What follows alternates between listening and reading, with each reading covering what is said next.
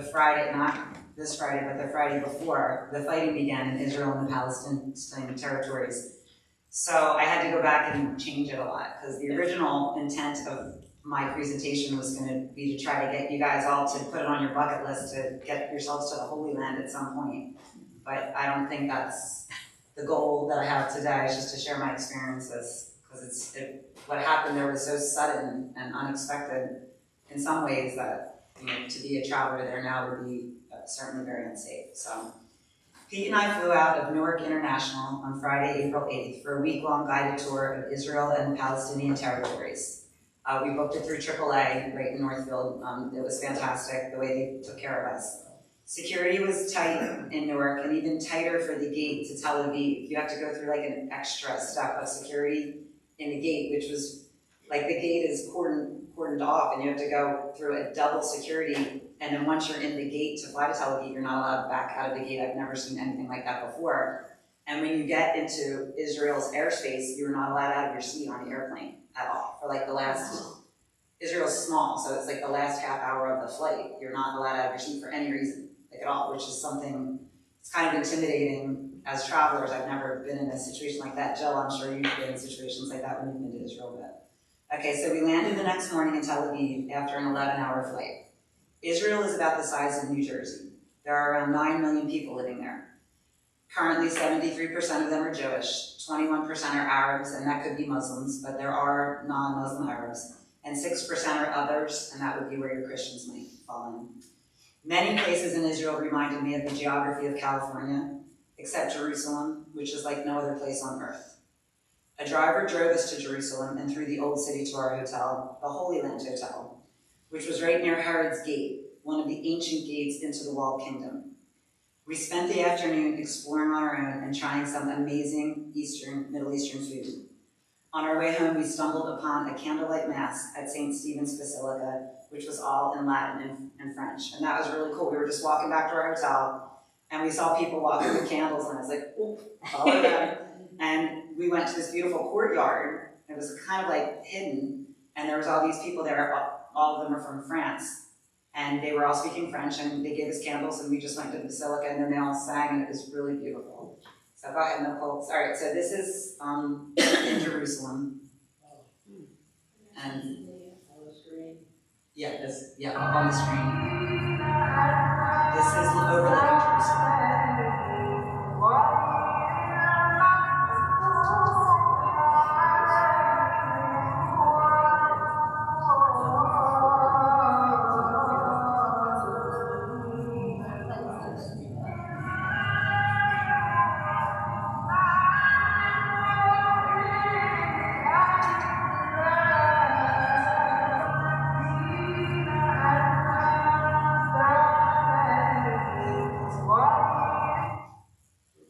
Out of our hotel. It wasn't as hot as it looked. There's some of our Middle Eastern food that we were trying. It was really good. The food was amazing. You can stop there. So we woke up on Easter morning, and the excitement was palpable. This really is the center of the world. The Muslim call to prayers are blasted through minarets, and that's what you just heard. That was one of the Muslim calls to prayers. It starts at 4 a.m. And because it's Ramadan, the Muslims are not supposed to eat all day. So it's like a boom goes on. Boom! And you're like, we're in our hotel room, and we're all like, there had been like a very minor incident the week before we were there, and I know people were worried about us, but so we're laying in bed at 4 in the morning, we hear this boom, Pete's out, like, you know, patrolling the hallways and making sure we're safe. And then we found out later that's telling them, the Muslims, to go quick get something to eat before they start the first prayer, because after that they're not supposed to eat. So 5 times a day, that sound that you just heard is at night loud. Like everywhere you are in Jerusalem, you can hear it. Like, and that was one of the. We were standing looking over the old city when one of the prayer minarets went off. So that's what that is. Okay. Not only was it Easter, but also the Jewish people were celebrating Passover. The Orthodox Christians were celebrating Palm Sunday, and the Muslims were celebrating Ramadan. It was wild there, and the crowds were huge. We joined our guide and our tour group and walked the Via Dolorosa, known as the Way of Sorrow. This follows the footsteps of Jesus as he was led to the cross. It's also called the Stations of the Cross. We walked through the narrow streets, stopping at all the stations, and ended in the Basilica of the Holy Sepulchre, which was built in 325 AD. The tomb of Jesus is said to be in the rotunda there, although some believe he was placed in a garden tomb nearby. To be there at all, let alone on Easter, was indescribable. We also went to the Wailing Wall, known as the Western Wall. This is the last remnant of the Second Temple, which was destroyed by the Romans in 70 AD as a punishment to the Jews, and then the Jews were sent away from Israel as part of their punishment. They were made to leave. They were told to be exiled. So that is when a lot of the Jewish Israel, and that's when they were sent away from their homeland by the Romans in 70 AD. Okay. This is the holiest place in the world to the Jews, right there at that Wailing Wall. They have the separate men and women sections. Prayers are being read in Hebrew over a loudspeaker, and you can literally feel the pain and history in this location. Also located in this small area on the Temple Mount, that's what the whole area is called, the Temple Mount, is the Al-Aqsa Mosque. It was built in 1035. So the Muslims have had their area there for 1,000 years too. They're not fresh to the area. They built this 1,000 years ago. Apparently when Jerusalem was in a rundown spot, it was before the Crusaders had come in. Nobody was really there anyway. The Jews had been dispersed. The Christians had kind of lost interest. It was like towards the Dark Ages. And the Muslims came in and built their mosque there, because there must be some kind of vibe right there on that place that everybody wants it. So it is the third most holy place for Muslims in the world. So we have all of this right there in that small location. We were allowed on the beautiful grounds, but only Muslims are allowed to enter the mosque. The Temple Mount, which is perhaps 2 square miles, smaller than Northfield, holds the very most important places for these 3 religions, and now we can see why there are conflicts. All 3 religions ask that men and women dress conservatively here, meaning arms and legs covered in clothing not tight or see-through. Okay, go ahead, Nicole. Wow. That's the Al-Aqsa Temple. There's Pete and I dressed conservatively. And this is the Via Dolorosa, which was just amazing to walk that. Literally, and that's where they anointed Jesus' body when they brought him down from the cross. And this is all inside the sepulchre, where it's all built over what would have been where Jesus spent his last moments before he was crucified. Okay, you can stop there. Now, this is from the Mount of Olives. Okay, so on April 10th, we went to the Mount of Olives, which is just outside the city. It's like a big hill, and that's overlooking Jerusalem. Like, that's the old city of Jerusalem right there. And in the background is the newer city, but you can see the walls there. That's like where it was a gated kingdom. This is just outside the old city and offers a spectacular view of the old city of Jerusalem. A church has been built on the Garden of Gethsemane, where Jesus spent the night before he was crucified. He asked his disciples to watch over him while he prayed. This is where he asked the cup to be taken away from him.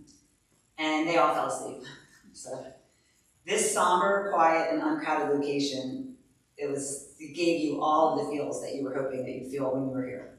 Because Easter Sunday was so crazy and so busy that it almost had like a Disney World vibe, with like the crowds just going in every direction. Could be overwhelming at points. But this was, we were the only people, like our tour group of 15 or 16 people were the only people in this church and on the grounds when we first got there. It was fantastic. This was the place I really felt Jesus. We then crossed into the Palestinian territories through a very intimidating checkpoint. It's like going to when you went from Eastern to Western Germany is, I guess, how you could picture it. On one side is not like the other. The Palestinians, who are mostly Muslims, live in third world conditions. They do. I mean, we saw it, Pete and I saw it, we were there. And we met a lot of very nice Palestinian people. We went to Bethlehem, which is in the Palestinian territories. And this was an amazing spot. I can't imagine what it's like to be there on Christmas. We had a lovely lunch at the home of a local Palestinian family. They served us food and they sang to us. They played their musical instruments for us. And then it was Pete's 60th birthday that day. And they sang happy birthday to him and had a cake for him. Somebody told the secret that it was his birthday. Then we went back to Jerusalem and we visited the Yad Vashem Holocaust Museum. This is an eye-opening, heartbreaking afternoon, which helps you understand the other side, why the Israelis are so hardcore, and they have to be, because they've never been 100% accepted in any other country, and during World War II, some countries tried to help, some countries immediately turned their back on the Jews, and we all know what happened during the Holocaust. But to actually see the videos and stuff like that, to be in that museum, it was just, it was heartbreaking to see how countries, including the United States, did very little to try to help at that time. So, all right. So you can search some videos. This is in the Garden of Gethsemane Church. That's Jesus, you know, and that's there. That's praying for peace. The garden, you pray for peace there. All right, that's into the Palestinian territories. That's a quote from Nelson Mandela saying, "We can't be free. Nobody's free unless everyone's free." It's a famous quote there on the walls. And this is in the church in Bethlehem, which is said to be built in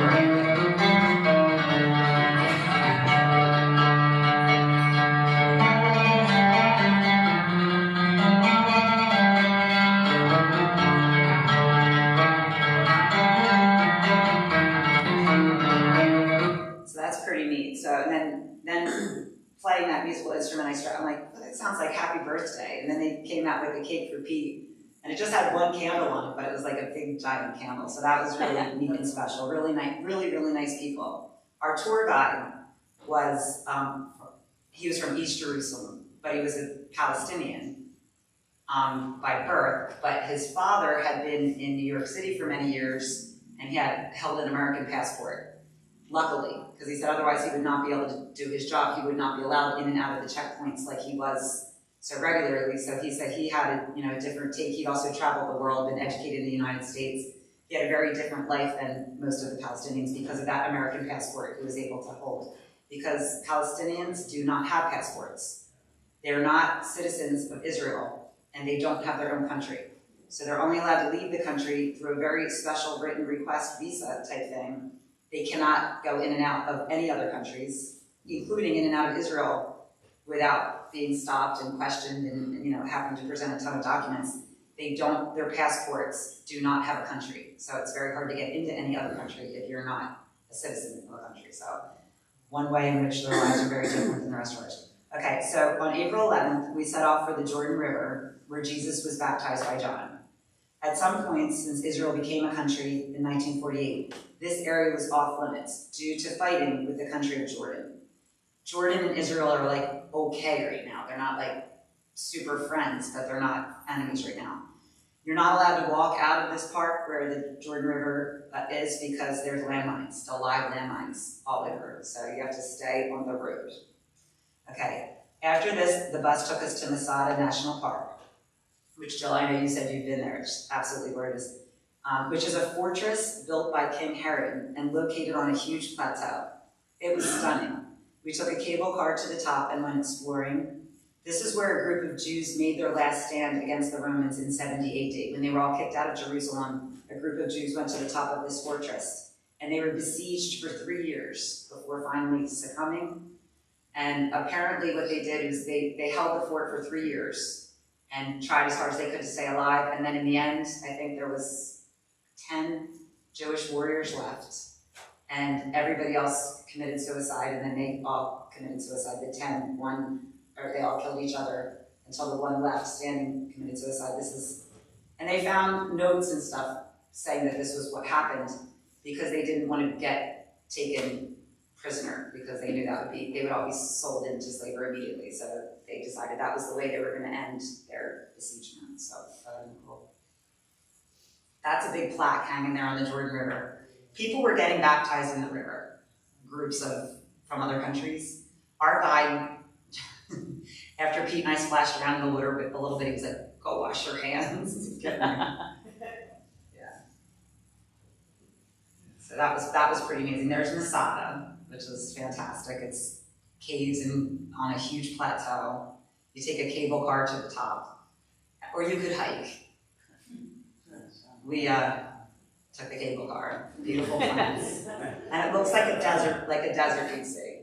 Like I said, once again, similar to California. It's beautiful. Okay, you can stop there. All right. So finally, we were off for my float on the Dead Sea. This is the lowest place on Earth. The Dead Sea is the lowest place on Earth. The water is so salty that no plants or animals live there. you really can't sink, okay? So they tell you don't get it on your face. They recommend you not get your hair wet. I'm not sure why, but they're like, do not get it in your eyes at all. If you have any cuts, they're like, you probably shouldn't go in. Pete, as most, I'm sure all had a heart attack a few years ago. They told him that the water's so salty that it could do something to your blood pressure. So they recommend people that have had high blood pressure or heart attacks in the past few years, have any cuts or wounds, anything that you don't go in. And you're only allowed to stay in for 15 minutes, which is because, I don't know. So you go in and there's huge slabs of salt formation that you have to navigate. I wish I had had on water shoes. I didn't. I was really worried I was going to fall in and get it in. So and then when you, it feels like you're floating on something, you can't sink. It holds you up. It's a weird experience, but pretty cool. And then it's kind of like a resort. They have lounge chairs and stuff around, but it also smells like the bay at low tide. Yeah, it's you're okay. And then they encourage you to rub the mud on your body and let it dry. And there's companies the Dead Sea beauty companies. There's tons of companies that believe that this is very healing. So I did it. Pete's like, you need, and then you go rinse off under the shower. He's like, go rinse again. Keep rinsing. But that was very fun. Okay, so the Hebrews wandered in this area before settling down in the time of King David. The Dead Sea Scrolls, dated from 300 years before Christ was born, were found in caves nearby. We could see the caves from where we were standing. The scrolls are books from the Old Testament, written on papyrus and stored in jars. Then we went to Jericho. I think this is a picture when we're in Jericho. Jericho is the oldest city in the world, according to everyone. The Battle of Jericho was the first battle fought by the Israelites during the course of their conquest of Canaan. Joshua led the people of Israel in an attack on the ancient walled city, bringing the colossal walls of Jericho down with the sound of trumpets, according to the book of Joshua from the Old Testament. So just stuff that we saw around Jericho. And Jericho is like a mini Jerusalem. Okay, you can stop there. Okay. Wednesday, April 12th, we were off to Habga, known as the Church of Multiplication and of the Loaves and Fish. This is where Jesus fed the thousands, right there. Parts of the church are from the 4th century. And for the first 2 centuries after Jesus was born, there wasn't really churches. There were just groups that would meet. They hadn't organized yet, and the Romans were not happy about them, so they weren't building churches to make themselves obvious. They were kind of meeting in private in people's homes and stuff. And it wasn't until the 3rd and 4th century that they started building churches. And this has a church from the 4th century. Now, in Israel, all the conquerors that would come in would usually knock down all the churches and rebuild them. So the Jewish synagogues were knocked down, and the Christians came in and built Christian churches, and then the Christian churches, a lot of them were knocked down. And then the Muslims came in and built their mosques. But sometimes they used the old churches or the old synagogues exactly where the mosque is used to be St. Peter's, I think, is underneath it, and then in Jerusalem. But this church managed to stay around, and there was one church in Bethlehem, actually the most important church in Bethlehem. The Muslims thought it looked like a mosque, so they're like, oh, okay, we're going to not knock this one down. So that was actually a blessing that they didn't. A lot of stuff is built upon each other. Ruins built upon each other, just knock things down and build right over top of them. So this is where Jesus fed the thousands, and parts of this church right there are from the 4th century. It's located on the Sea of Galilee, where Jesus recruited the disciples and performed miracles. Next, we went to Nazareth and the Basilica of the Annunciation. This is built over what tradition holds to be Mary's home.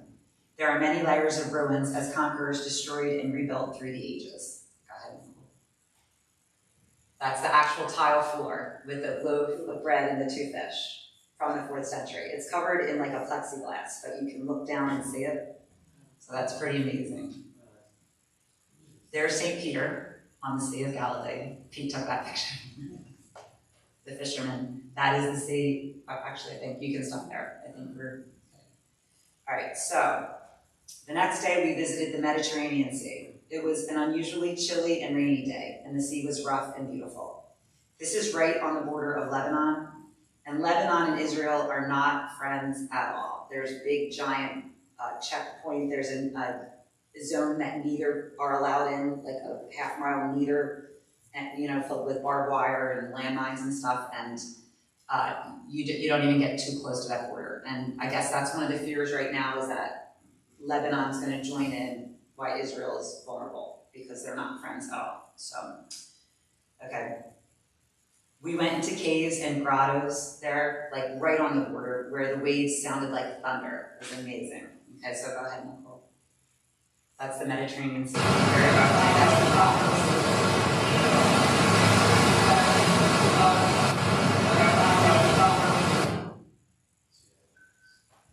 There's some of our food. Food was really, really good. That's Pete eating out in the Mediterranean market we were at. Okay, you can stop there. Okay. We spent our final afternoon and evening, okay, here we go. We spent the night at Haifa, which is like San Francisco, reminded me of. It's real hilly, you know, like Israel's only the size of New Jersey, but it has very diverse geographical locations. It felt like San Francisco to me. The next day we headed to the ancient port of Caesarea. King Herod built this as a tribute to Caesar, because Caesar was really mad at him for supporting Mark Antony against Caesar. The port was an engineering marvel and linked all the ports of the Mediterranean in the day. Caesar was pleased. King Herod did not get executed or got his throne taken away from him. One really amazing archaeological find here, which was found pretty recently, is a tablet mentioning Pontius Pilate. And other than the Bible, the New Testament, there is no mention of Pontius Pilate in all of history. So when they found this tablet in Caesarea, we couldn't decide how to say it. The Christians were super excited because it proved that Pontius Pilate was at least a real person, and you know, it led more weight to the New Testament. There's also where St. Paul was imprisoned on this site, and they showed where they found a prison area. It's like a hole. They dig a hole, but that's how you're in prison. They put you in a hole. So that's where he was in prison for a while for preaching. That's where he was in prison. We spent our final afternoon and evening exploring Tel Aviv and dining out. Tel Aviv is very modern. Most of Tel Aviv was built, there's an old part, and then the new part was built after 1948, after Israel became a country. They do not adhere to the strict dress code there. It's very young and very international. People are walking around in tank tops and with their dogs and stuff, not like Jerusalem at all. But it still feels very Middle Eastern, but it reminds me of Miami. I would say Tel Aviv reminds me of Miami. Okay, go ahead, Nicole. That's Haifa. That's Caesarea. There's 1,000-year-old sea glass that they found in the museum there. That's the tablet mentioning Pontius Pilate. Okay, you can stop there. That's Tel Aviv. Okay, so Tel Aviv is beautiful. The blue water, beaches, big giant hotels, fun like bars and cafes and outdoor spaces. So go ahead, Nicole, you can play that. That's Tel Aviv, on the hill looking over Tel Aviv. That's the end. Okay. All right. So thank you so much, Nicole. We had a lot of technical difficulties getting the pictures from my phone to her computer, but we did a good job. Okay, so in closing, this was the most amazing trip of my life. Israel is beautiful. We were treated wonderfully, and people seemed interested in us and asked us questions as soon as they heard our American accents. Pete and I don't blend very well. We literally, all right, so we did go to a couple bars over there. Pete and I would walk into a bar, and immediately the bartender would be like, come over here. And they had a lot of questions for us. They were very interested, when I wrote this a few weeks ago, they were very interested in our politics. They were very worried about our country, which I was like, wait, you were worried about our country? And a lot of the travelers, international travelers we met from Ireland and England and Australia were also very concerned about our country. And I think the problem is the news picks a little bit of bad news that's going on in your country and plays it on a constant loop over and over again. So they think we're on the brink of civil war here in the United States, which is just, I'm like, I promise you that we're not. We have our political infighting, but I promise you that's not the case. So But yeah, it also could be that the bartenders and waiters like Pete and I, because we couldn't stop ourselves from tipping. You're not supposed to tip a lot in Israel. It's not tradition. It's not what they usually do. So they're like a 10% tip would be huge, and we're of course 20% tipping. We can't stop ourselves. So, all right. The American Christians. What? Oh, there's an outdoor market in Tel Aviv. We got music playing. It was Friday afternoon, and Friday afternoon it was hopping. There was people everywhere, and it was like big giant fun. And then Pete and I went and took a nap, and we woke up, and the place was like, it was Friday night, sundown. Yeah. All of Israel shuts down, almost. And I guess, especially if you're in the Christian parts or the Jewish parts, it just shuts down. There's nothing going on. A lot of the restaurants aren't open. We had to call around and try to find restaurants to go eat out at. Public transportation shuts down from sundown Friday night to sundown Saturday night. So yeah, we had to be very aware of that as travelers, like no public transportation and stuff. So, all right, the American Christians are not seen as a threat in Israel because right now we're not trying to get any land back. We're just come, spend money, and leave. The Christian tourists, they seem to, I think they're all glad when we come. They know we're not trying to stay. We're not, looking to buy land. We're just coming, spending money, doing that stuff that we do and then leaving. There is very little street crime in all of Israel because there's heavily armed Israeli soldiers everywhere. And I guess it's very strange to see they look like teenagers. And, as we get older, teenagers look like 12-year-olds. Beautiful Israeli teenage girls with their hair all done and their makeup on, cell phone in one hand and a strap of rifle, they're like big guns and everything. You're like, okay, but I know that they all serve in the military for, I believe it's 2 or 3 years automatically when they're 18 years old. So they're trained, but they're heavily armed security everywhere. So there's very, very little street crime. So that's not what you need to worry about. We walked all over late at night and never felt anything but safe and comfortable at that time. I went in not really understanding. I thought I had a good history of what happened in Israel, but it was mostly through my Christian lens, okay? I didn't really understand the plight of the Palestinians. It's so much more layered and complicated than you can imagine. And I'm still reading and learning about it, by no way an authority, but just having seen some of it with my own eyes. And I 100% believe that the Jewish people believe in their promised Holy Land. I'm sorry, I'm giving you some of my opinions right now. They belong in the Holy Land, it's their promised land. God promised it to them, it's theirs. But the way they deal with each other is very harsh. Terrorist groups like Hamas should never be tolerated. They're just evil incarnate right there on our planet. But not all Palestinians support Hamas.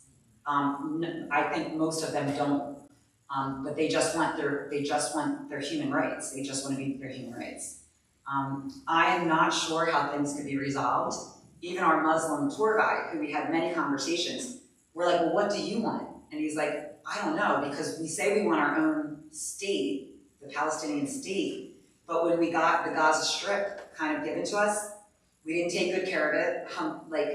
The Gaza Strip gets millions of dollars in humanitarian aid, yet they don't have electricity, running water, or anything like that, because the terrorist groups take it and use it for terror. So it's like, he's like, I'm not sure the Palestinians are ready to handle their own state. He's like, I kind of wish we could be one state, but two, but right now the Palestinians have no state. So anyway, I'm not sure how it could be resolved, but they gotta keep trying.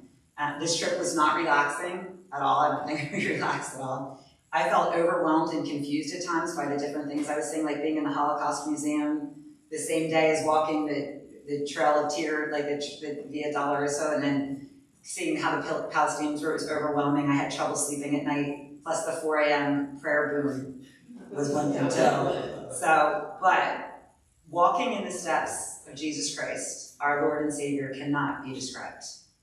To see the places he lived and preached, to eat the foods he ate, to see the things he saw. Every word out of the Bible seems more real to me now. The scriptures at church and in Bible study have like a reality, a tangibility to them. And having been to the places named in the Bible has made my faith closer to my heart and more real than ever. I hope and pray that during a more peaceful time, some of you may get to visit the Holy Land, because it was the trip of a lifetime. And I have a link if anybody wants. I can send you the pictures, or if any of you have any questions, I'd love to talk more about it with you. So thank you. Pray for me.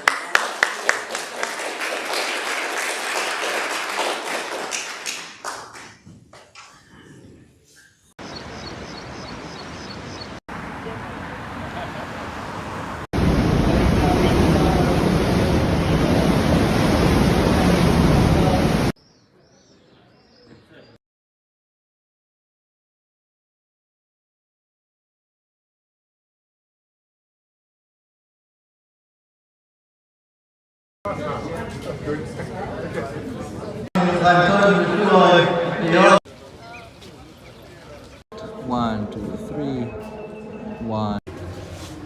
Basic group, but he. Shepherd, Nicole.